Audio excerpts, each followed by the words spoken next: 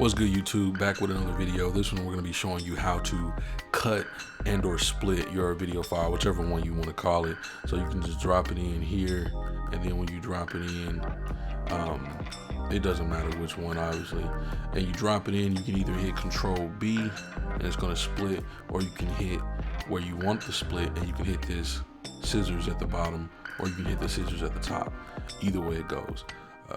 Real quick, real simple, Control B, or you can drop some more stuff in, and you can hit the scissors right here.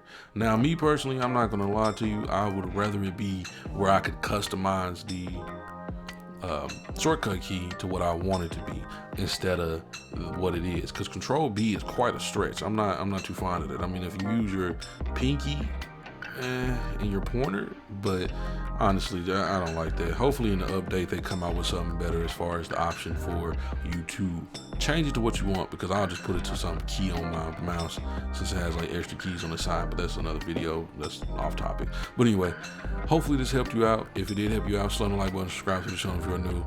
Till next time, it's your boy, and I'm out. Peace.